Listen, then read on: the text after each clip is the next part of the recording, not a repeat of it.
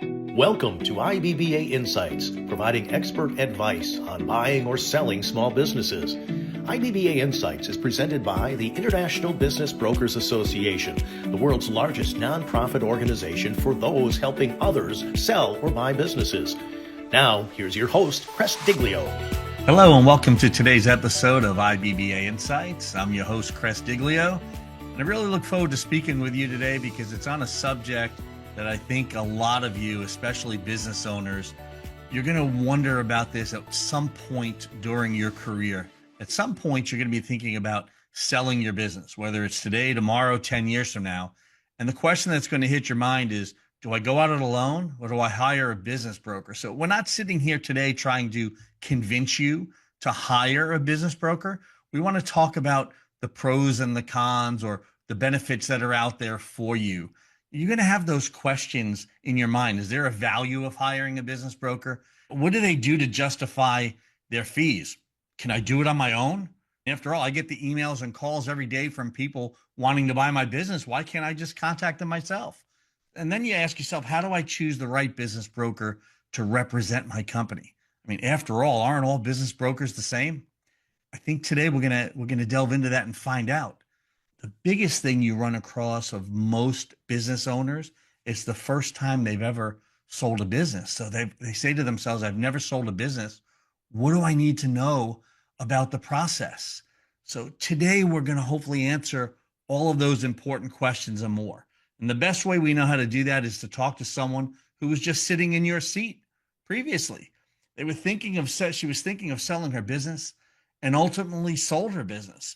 So we're going to take a trip down memory lane with our guest in an effort to help you decide when it's time to sell your business, what you should do and the questions you might ask yourself or others. So our guest today is the founder and former owner of R&M, a brand experience agency that helps growth-focused companies align business and brand strategy to drive measurable results. With over 30 years of leadership in branding, marketing, and business development, she's guided countless organizations through pivotal transitions, including the sale of her own agency. She's known for asking the hard and challenging questions. She's a trusted advisor to executives navigating growth and exit strategies. So join me in welcoming to the IBBA Insights podcast, Beverly Murray. Beverly, thank you for taking time today to share your story and hopefully help some others that were in the position you were in. Yeah, absolutely, Chris. Thanks.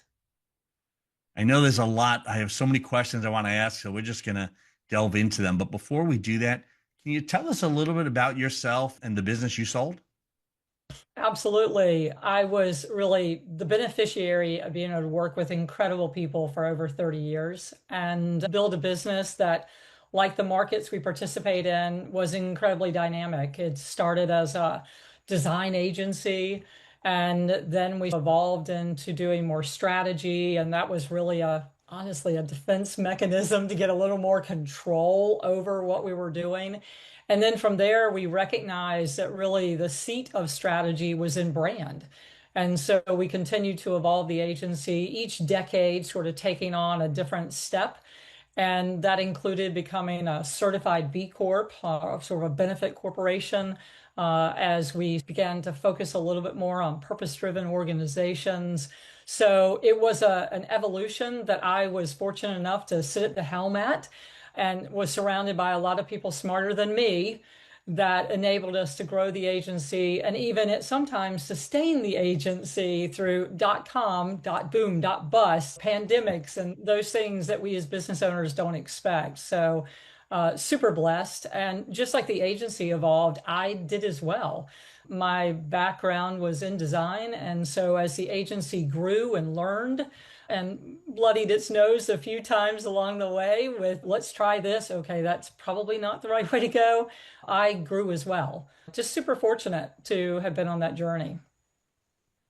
Sounds like you had quite the journey, but also in the end had a successful journey. And that's what we really want to share with our listeners today, the business owners, but also there are business professionals or even business brokers that are listening that could really benefit from hearing your experience. So we're going to touch on the different phases of the sale of a business, but it all starts in the beginning, the decision to sell your business. How long had you been considering selling your business before you actually took the steps to start the process? Yeah, great question. For anybody who had a business during or has gone through the pandemic, I don't know of any business owner that didn't at that very moment give consideration to selling. Like, what are we doing here? But my consideration actually started a little bit earlier than that. And it was before the pandemic, really thinking about the growth stages of the agency and recognizing that you sort of have to build momentum to go through a growth stage, and then you have to set that next stage and go and sort of commit to, is it a 5-year window, a 3-year window, or something like that. So really giving consideration throughout the growth of R&M what those stages would be. Coming through the pandemic and luckily being able to survive that along with a lot of other agencies in our community, it was a rethink of what those next stages were. There was rebuilding to be done that we had not expected that. So really that last phase was a little different than I imagined it, but reshaping the agency for greater sustainability and beginning to look at what my ultimate transition was going to be. And hearing my husband and friends and neighbors talk about retiring, which I will never do, but I may transition. I don't think retirement is in my future like many owners, but it was probably at least 5 or 7 years even where I began to think about what the transition might look like. Most importantly, it was probably less than 5 years where I was really beginning to plan it. Even leading up to, I think I retained a business advisor in the spring of 2023. But prior to that, I was starting to make a sort of strategic shifts in the business and even a strategic hire earlier in 2022 in order to prepare for that. So a few years out, I think all business owners should think about those phases of growth and where in those phases it makes the most sense to make a transition so that the business is ready for that, and quite frankly, you are ready for that. And it's a pretty emotional time actually to go through the process. Yeah, preparation is key. And the longer you prepare and have your busy business ready to be sold, the better chance you have of selling it, the more attractive it looks in the marketplace, and ultimately, the more money you're going to get for it. And it's a really big decision. Probably the biggest decision a business owner is going to make is selling their business. Was there anything that you were fearful of about listing your business for sale? Fearful that everybody would find out that I am just a terrible business owner. You know, that was probably the most fear. It's like, have I been faking it all along? Or is this business really solid? And thanks to all the people that were around me, a very solid business was built. But I don't think there was a lot of fear in doing it, just maybe the fear of the unknown.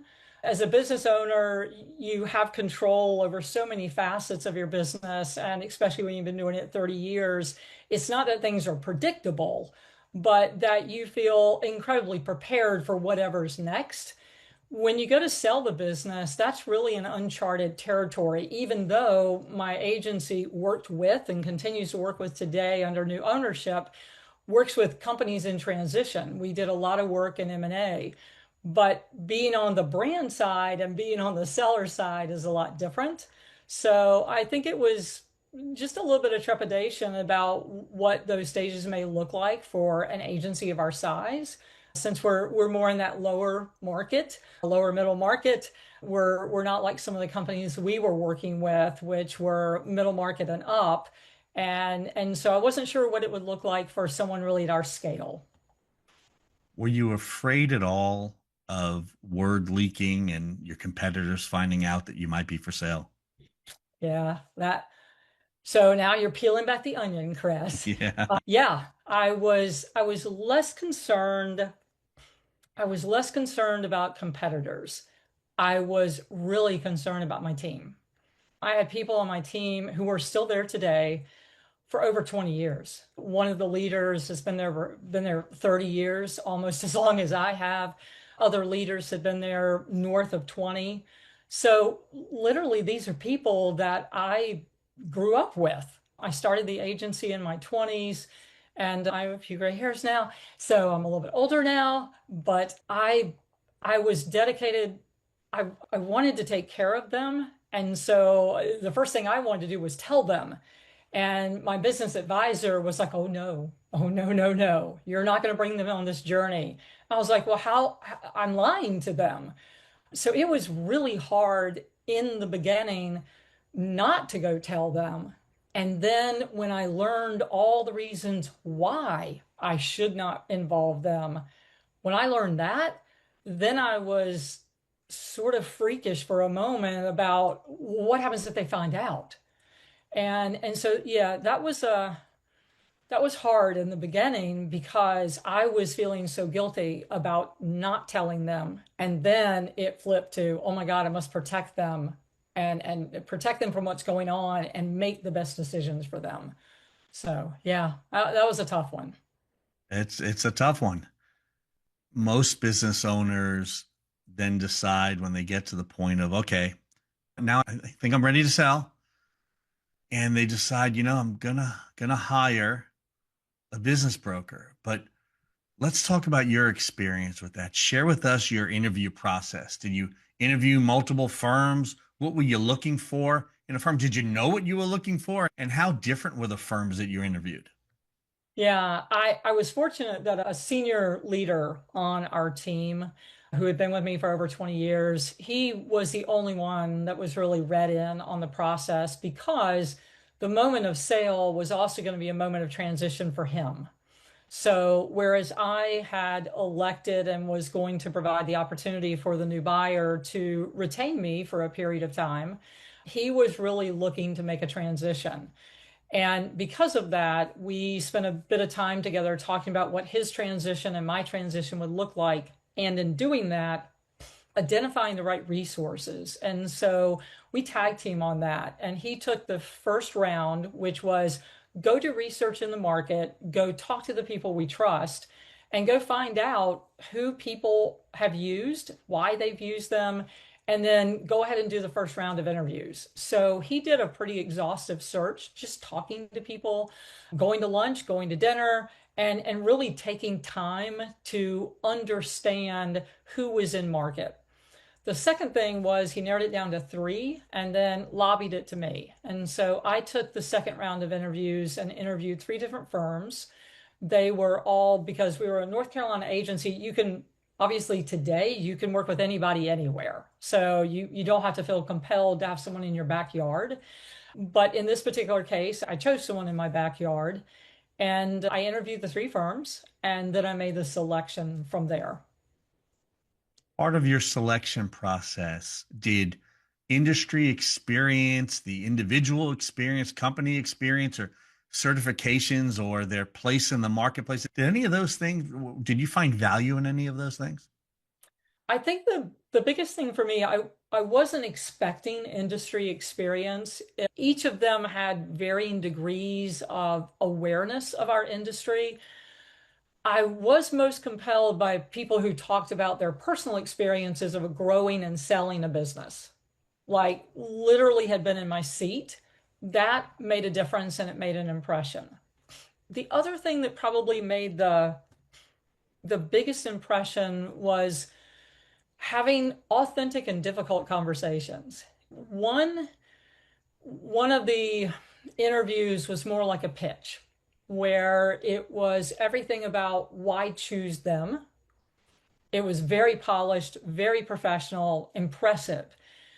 But I didn't get a sense of what it would be like to have an argument with them. And I know that sounds weird, right? But this is an intense process. You have to find someone that you can talk to Saturday morning at 7 a.m. You got to be able to talk to them Wednesday at 10 p.m. You got to be able to disagree with them. You've got to be able to have those difficult conversations, and you've got to be able to trust them to tell you what you don't want to hear. And so the first one was just, they were super professional, totally respect them.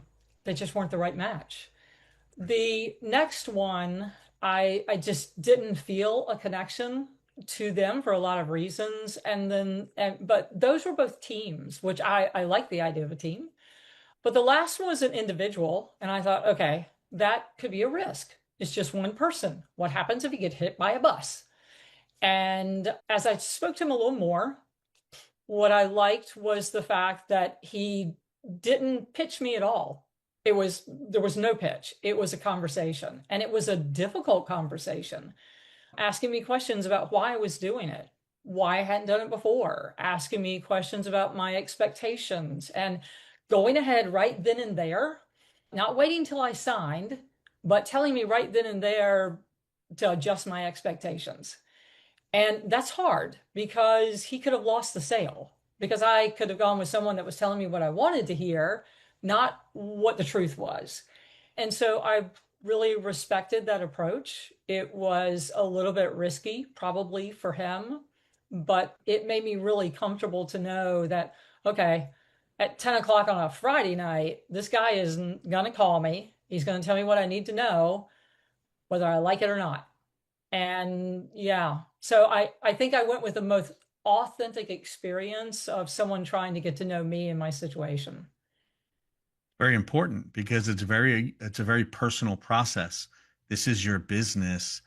This is the thing that helps support your family, pays mortgages, rent, family vacations, automobiles, you name it. It allows you to do a lot of things in life. And then there's also your employees who become like family, what's going to happen Yeah. to them. So who's going to best represent you? Was there anything as during the process of interviewing brokers that surprised you? Was there any one thing that stood out that, well, this is something?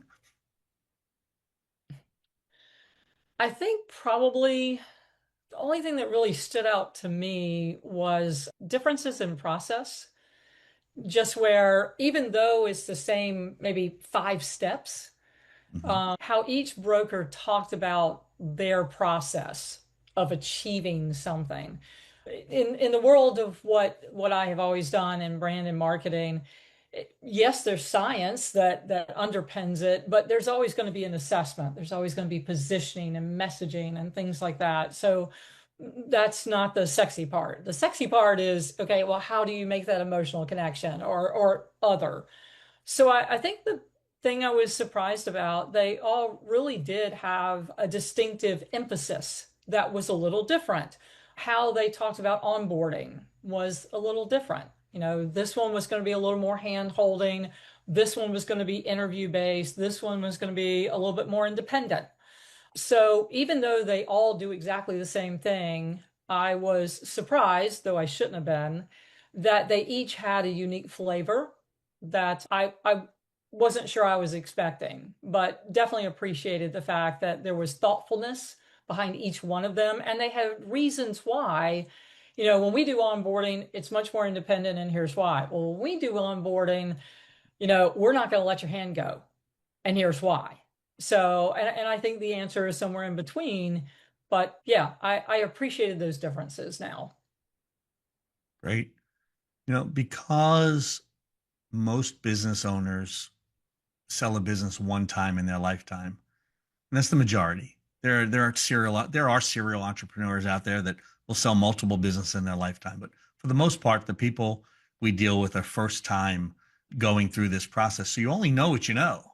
You don't know Mhm. what you don't know, right? So there are people out there that look at and say, you know what, I can do this on my own. I could talk to the buyers that call, but my question to you is, did working with a broker allow you to focus on continue operating your business before, during, and the sales process without taking your eye off the ball? Because so often what happens is we go through the process of selling the business and we get so focused on the things we have to do, we take our eye off the task of running our business, and the business Yeah. can falter. So working with a broker, did that give you the ability to continue to work on the business and not cause you those kind of problems? Oh my God. To anyone out there who wants to go about this without a broker, more power to you. And this is the only business I've built and sold. I cannot imagine trying to spin those plates. Spinning plates as a business owner is in and of itself can be challenging. even with the best team of people, with the best circumstances, with the best clients, things happen. And with a broker, they keep those plates spinning. And just like with a customer, you can't change the cadence. If you start a cadence in a conversation with a buyer, you do not want to stop it. And you definitely don't want to stop it because you have to raise your hand and say, oh, by the way, we have this little problem over here I need to go fix. No, that's not the conversation you want to be having in the middle of a negotiation. So I cannot ever imagine. And if I were to build another company and another company, I would go back to the same broker over and over again. So you definitely don't know what you don't know. You don't know and don't realize how much time it will take. I thought we were super organized. We have all these SOPs. Oh, it's going to be easy. It's like, go to my financials and push buttons, then go over here and just hand over copies of SOPs. Well, the catch with that is everything you do every day as a business owner is geared towards serving your team and your customers. Now you have to serve somebody else, and that's the buyer. And so they don't want to just know what the SOPs are or that you have them. They want to know why. Why is this SOP going to serve me better? Why is this SOP going to be right when I do a transition? Why is this SOP going to be positioned to capitalize on that opportunity? So it's another level of strategy that you now have to do the mental exercise on that you haven't done in the past, or you've done it, but you've never documented it or proven it or defended it. So a broker is there, and mine and others are there to make sure that you stay on track. So yeah, broker, high value, can't imagine doing it without them. Definitely don't know what you don't know. And I learned a tremendous amount about my own business just by going through the process. Let's get into the weeds. So now you decided, okay, I'm going to sell my business. Went through the interview process. I chose a broker. Now we're going forward. So now the business is about to go for sale in the open marketplace confidentially, right? But how much or how important was the pre-diligence, the education that your broker gave you prior to going to market, the gathering of the information, the explanation of the process and what to expect? How important was that to you? And how important did it actually play in the role of the selling the business? Yeah, I would say super critical and worth repeating. It's sort of like when you're sitting there with a doctor and they give you a diagnosis and you're like, And then I think the beautiful thing is the broker coming back and it's like, give you the overview and context. I'm a context kind of person. I need to know where all the pieces fit. So I think having a broker that gives you the context and the lay of the land, so you go, okay, sit back. I know what's coming. And then as you go through each piece, taking it section by section, making sure, again, you understand the context and the value. So I think it's one of those things that bears repeating. And the best brokers, I believe, are going to give you a lay of the land to build confidence and to make sure you understand the path.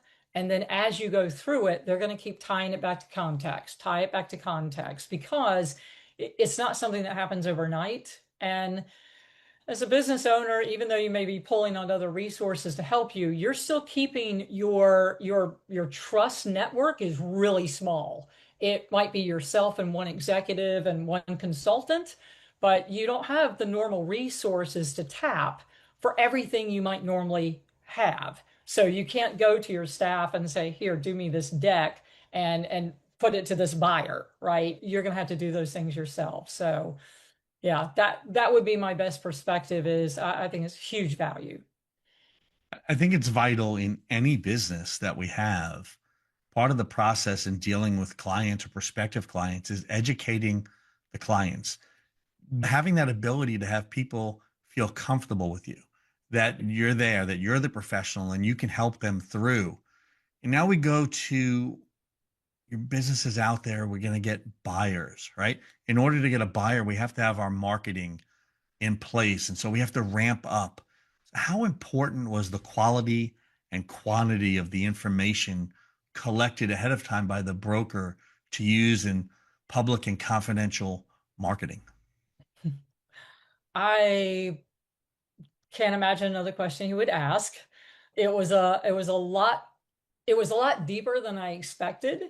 But then again, like you and I talked earlier, it's not just here's what I do for a customer, it's why. Why did you do this? How is this a value? So it was really the unpacking that took the extra time that I didn't expect, but now looking back on it, of course, a buyer would need to know that.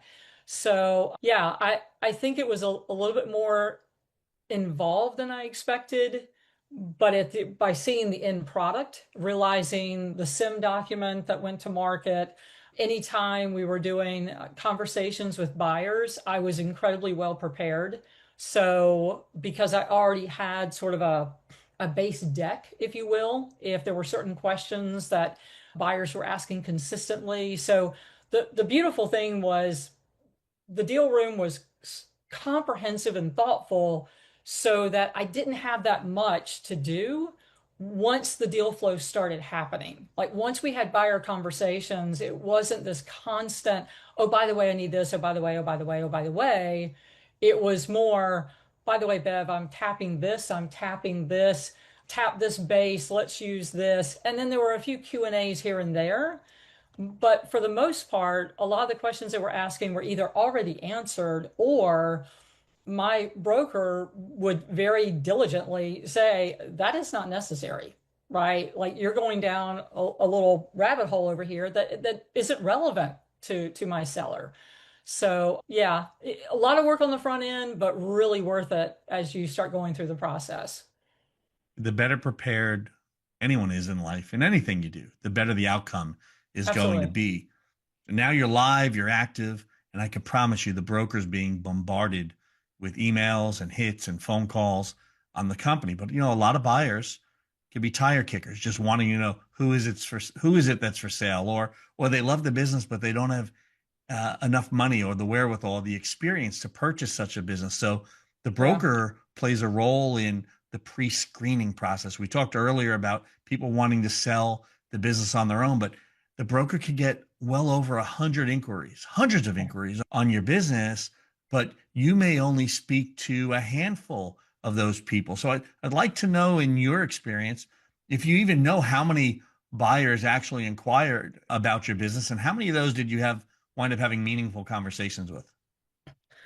Yeah, I know it was north of 100. My broker was great about keeping me up to date on, hey Bev, these are sort of the types of people that I'm currently vetting and speaking with.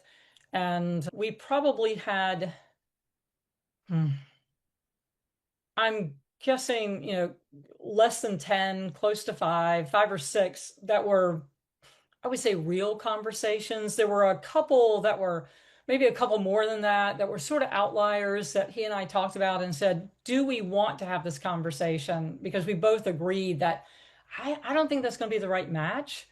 And he really left it up to me to say, look, Bev, you can spend your time doing this one. I don't think this is the direction you want to go. It was good experience. It was early on. And so I chose to do a couple in the beginning because I just wanted that experience. So it was a little more kick the tires, but we agreed it was worthy. And then once we got into a rhythm, there was probably five that I spoke to, and that's all. And we were pretty specific on who that target buyer would be.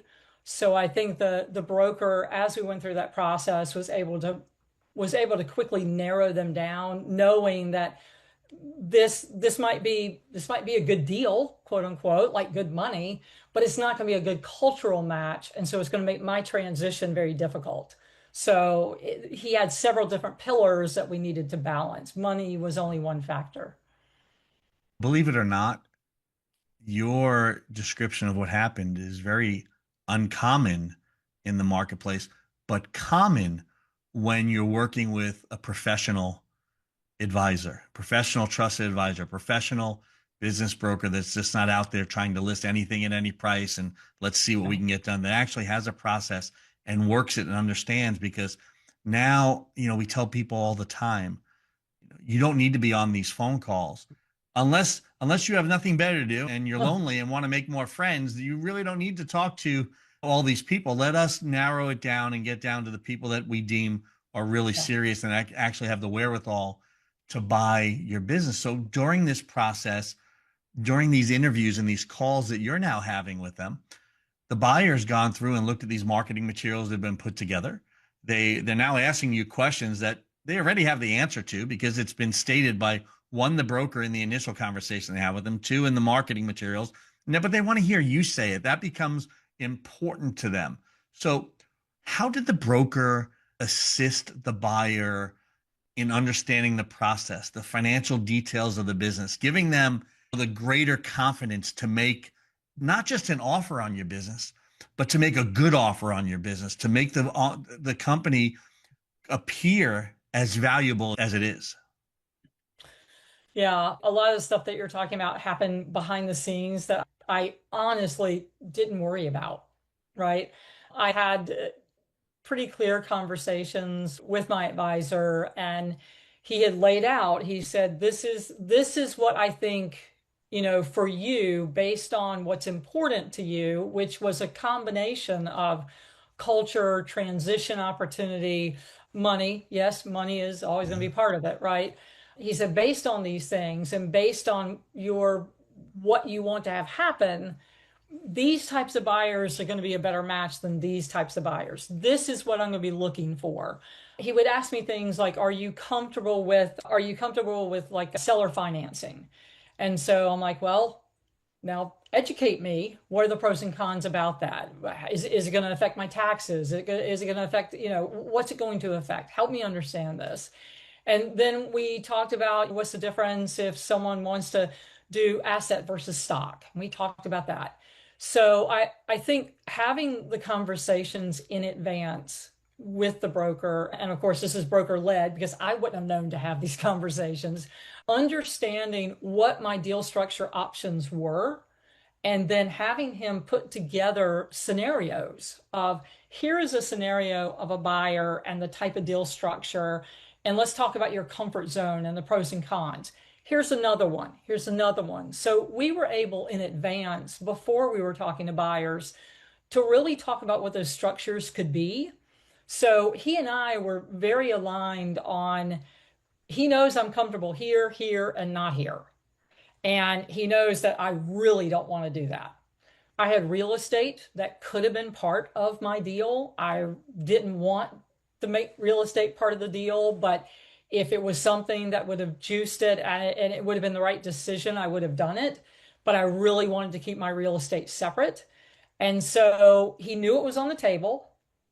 It was a negotiating tactic for him, but he also knew that don't put that down unless you can achieve other goals, right? If we're going to have to go here, my expectation changes.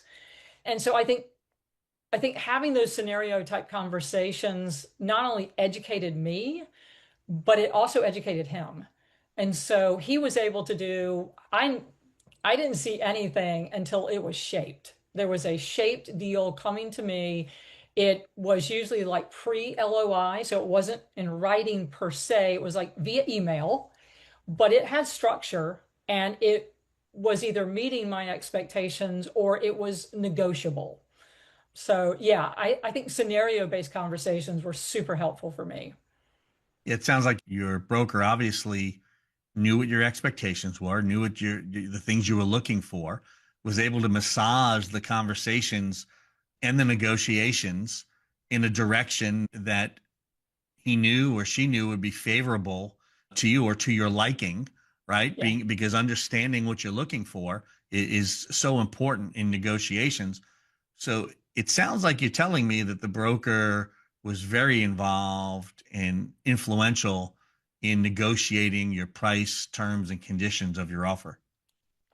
The broker took care of all of that because I wouldn't have known. I think the thing, again, for a business owner, you're used to negotiating with customer. And so you just know the cadence of a customer and say this, not this, hold this, say this later. You don't know that when you're negotiating with a buyer. You don't know because they also may be bringing someone to the table who's an advisor, who has more experience. They may be talking to a lender early on. I mean, you just don't know. And so I had no way to read the tea leaves. I've never seen the tea leaves. I've never tasted that tea. So having a broker there that knew how the game was played, lack of a better way to say it, but he knew, and so was able to coach me through that. So yeah, like I said, I wouldn't do this without a broker. You never tasted the tea, but I promise you, when you tasted it, you didn't want it to be a bitter tasting tea. It's No, no. you now went through the process. You went through all these buyers. You negotiated. Now you're under a contract or a letter of intent or some kind of an agreement. Now the fun starts.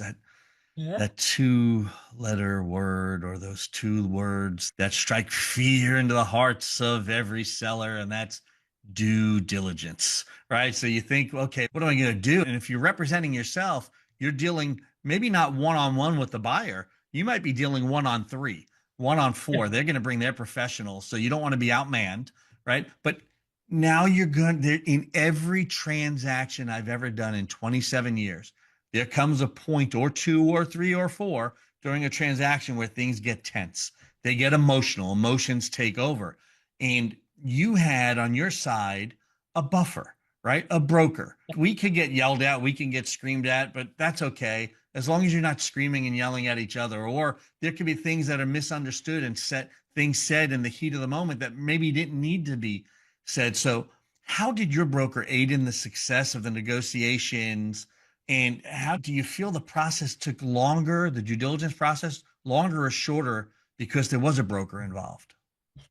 Well, mine was definitely shorter because he and I had a goal, and the buyer also had a goal, and we said we want to close by this day. And there was a holiday coming up. And so we were all motivated. It's like, we got to get this done before that holiday, because if we don't get it done before the holiday, it's going to be a mess.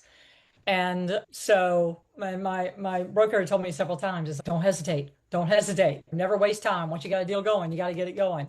I cannot imagine trying to manage all of it. The hardest part for me was reading through all the legal documents, because I would say, everybody pony up some time, get your legal self on, and start reading like 50 pages here and 100 pages here and all those kinds of things. I definitely spent my time reading through legal documents and asking questions to make sure I was educated before I signed things. But yeah, the beautiful thing about having, like you said, a buffer, that buffer is there to fight for you. And that buffer always has an out. So they can put pressure on and say, look, Beverly's not going to like that.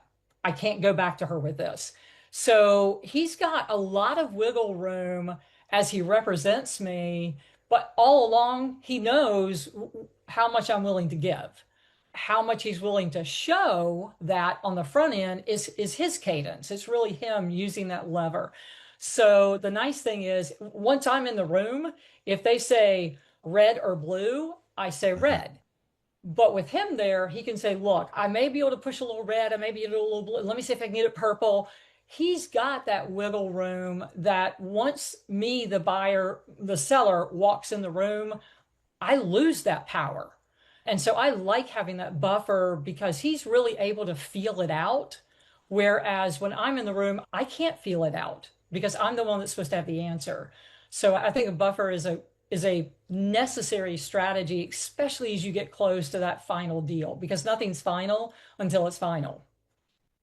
Due diligence is an exorbitant amount of transfer of information, very, very sensitive information at times, contracts, not just financial statements, contracts, Yeah. agreements, customer information, employee information. And you'd like to think most of the time it happens during due diligence. But again, you're out there trying to sell the business on your own. You've never done this before. What information do I give? When do I give it? How do I give it? What's the right time? Well, Yeah. most of it is not before you have a written agreement. But even when you have a written agreement and you're going through due diligence, there is a process in what gets released, when it gets released, how it gets released? Is it in a secured portal? Is it to the best protection of your company? And having a structured process and a professional representation, did that give you the confidence that during this due diligence, information was being given at the right time and in the right order and in a manner that protected you and the company that you worked so hard to build and ultimately sell? Yeah. The beautiful thing was that there was a virtual deal room and everything was secure. It was done through a reputable third party that provided that portal technology. I was familiar with that technology, so I had every confidence there. And then just all the processes that led up to populating the deal room, I was aware of how the NDA process worked to let people in.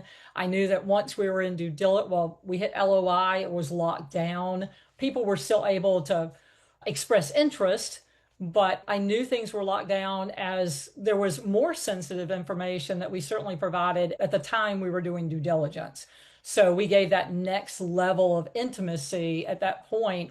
But I also knew the only people seeing it was the person I was pretty sure was going to buy the business. And at that point, you sort of just you give it all, right?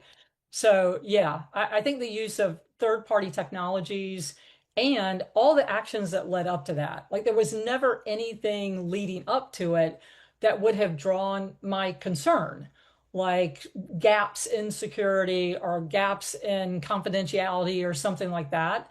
If those had happened along the way, I might have felt differently. But again, locked in processes that certainly only served to build my confidence.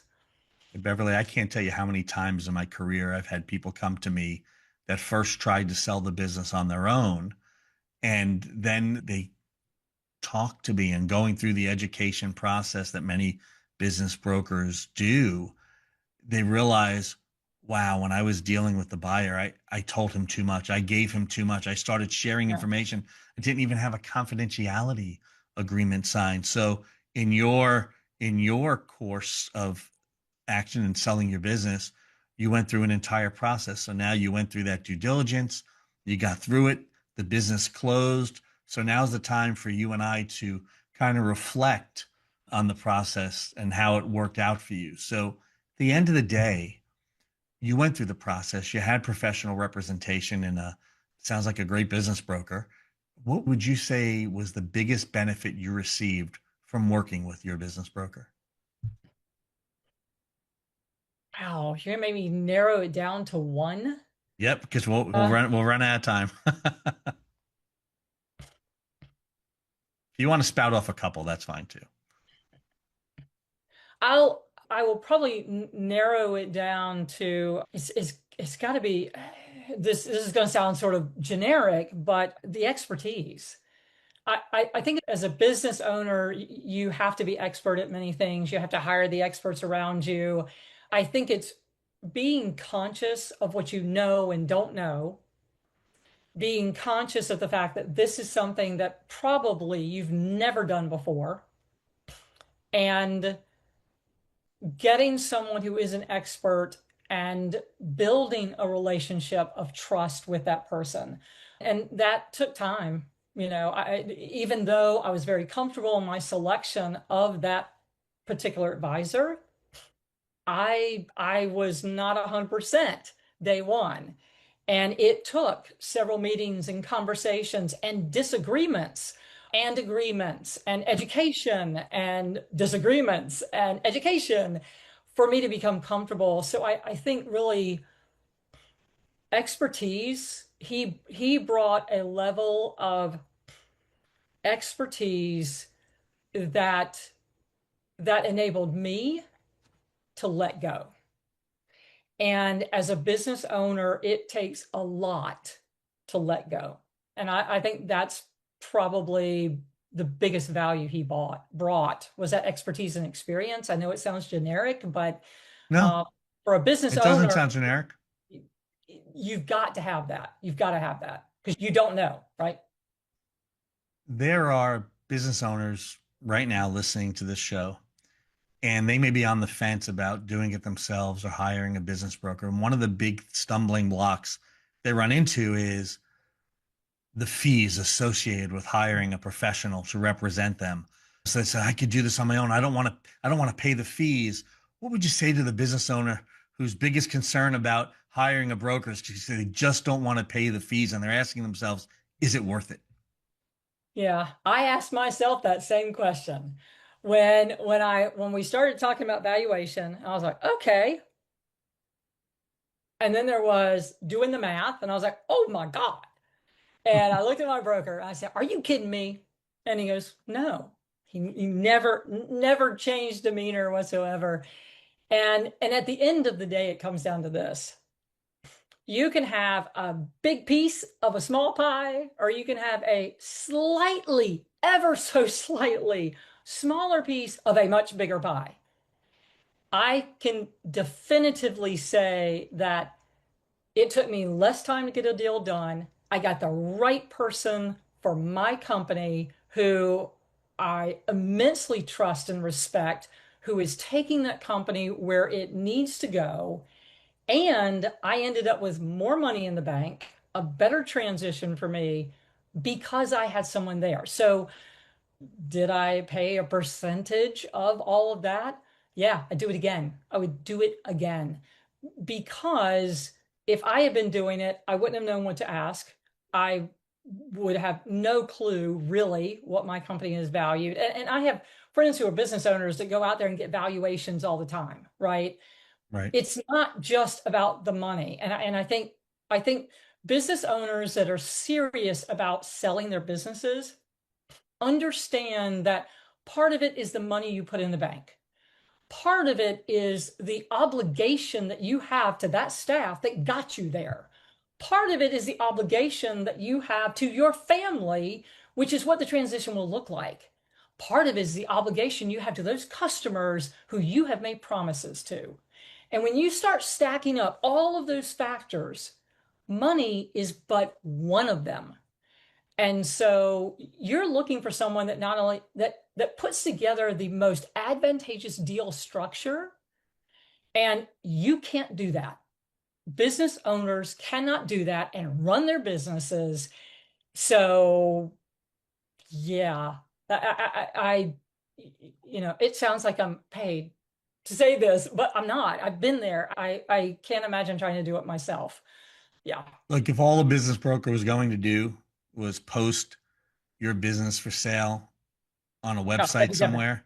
Yeah, So totally maybe, yeah, maybe why are you going to pay them that fee? But if they're going to take you through a professional representation and a professional process, professional negotiation, and add value to your company just by making it available to everyone in the marketplace very confidentially, they make it a competitive Yeah. marketplace instead of you dealing one-on-one with someone.